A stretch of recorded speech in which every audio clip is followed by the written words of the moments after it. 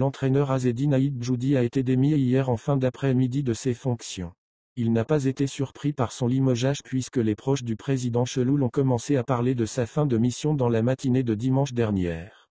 Aït Djoudi, qui a raté la séance de la reprise qui a eu lieu samedi soir, s'est présenté le lendemain au stade. Mais dans la matinée d'hier le président Cheloul lui a dit qu'il doit le voir à 17h et là Aït Djoudi a immédiatement compris que son président l'a sacrifié pour tenter de calmer les supporters qui pour la plupart réclament un changement radical et le départ du président Cheloul et des dirigeants. Même si le président de la JSK avait affirmé mercredi dernier lors de son passage sur Berber Télévision qu'Aït Djoudi a toute sa confiance et que c'est lui qui continuera à s'occuper de l'équipe jusqu'à la fin de la saison et qu'avec la présence d'Aït Djoudi il n'a pas besoin de recruter quelqu'un à la place de l'ex-manager général Brahim Zafour, mais Aït Djoudi ne l'avait pas cru, car il sait que pour tenter de sauver son trône il le sacrifiera et c'est ce qu'il a fait hier soir. Instabilité inquiétante.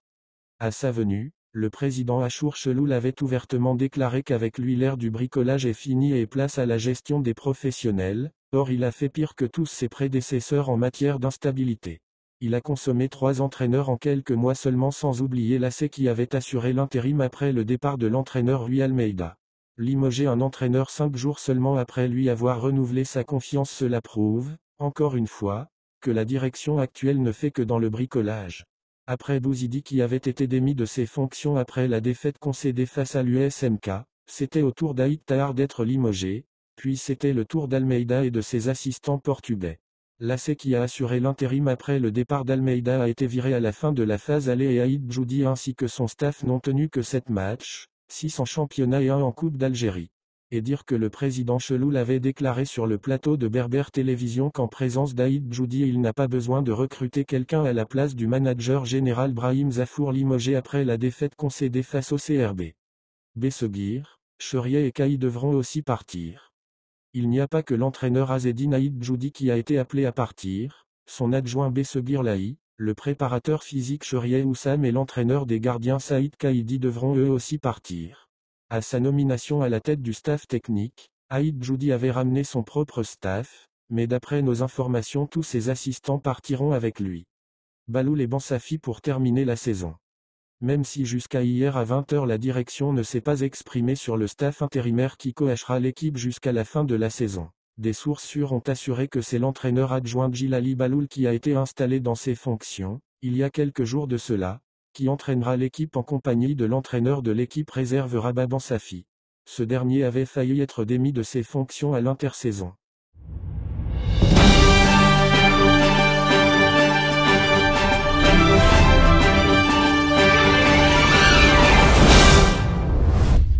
Sous contrat avec Farense, L1 portugaise, jusqu'en juin 2027, Mohamed Bachir Belloumi pourrait quitter son actuel club dès cet été. En effet, le jeune attaquant algérien fait l'objet de convoitises de plusieurs équipes notamment au Portugal où les grands clubs du pays seraient intéressés pour le recruter. Mais d'après nos informations, un club aurait pris de l'avance, il s'agit du Benfica Lisbonne et un accord pour un transfert du fils de la légende Lakhdar Belloumi serait imminent, assurant.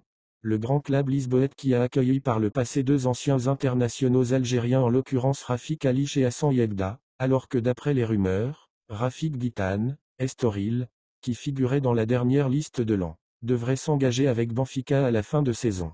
Il est fort possible qu'il retrouvera dans cette même équipe Mohamed Bachir Belloumi quelques semaines après avoir été réunis ensemble au premier stage de l'an sous les ordres du nouvel entraîneur Vladimir Petkovic. On devine que nos 2 jeunes internationaux ont certainement évoqué durant ce stage leur futur retrouvaille à Benfica. Il y gagnera beaucoup de choses. L'histoire de Mohamed Bachir Belloumi est très intéressante. Après des essais infructueux dans quelques clubs français de moindre envergure, Paris FC, SCO Angers, lui qui tenait absolument à embrasser une carrière professionnelle en Europe n'a jamais abdiqué en dépit de ses échecs. Il décide de changer d'agent, il était lié avant à Kamel Bandougam, manager de Riyad Mahrez. Un jour, son nouvel agent lui a proposé de signer à SC Farense, c'était en 2022, mais le club lusitanien lui propose un contrat d'académicien.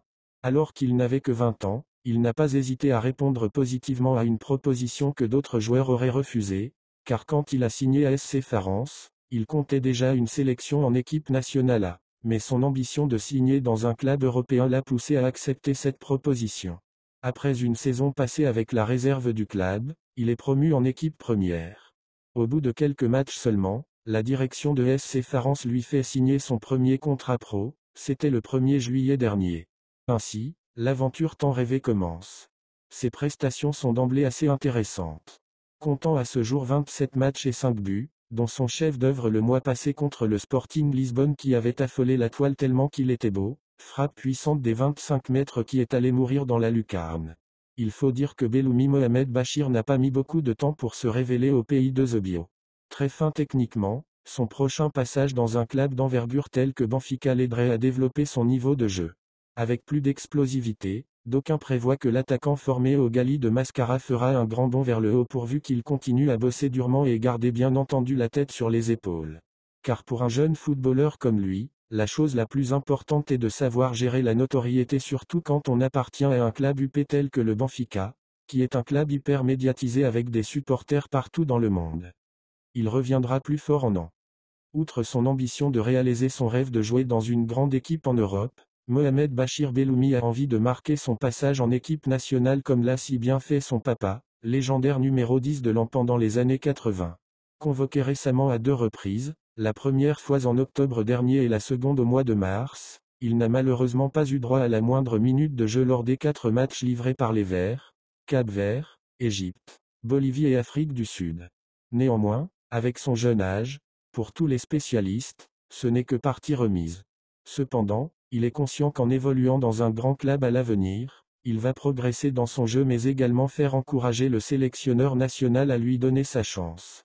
D'après son proche entourage, le petit Belloumi promet de la saisir à pleines dents.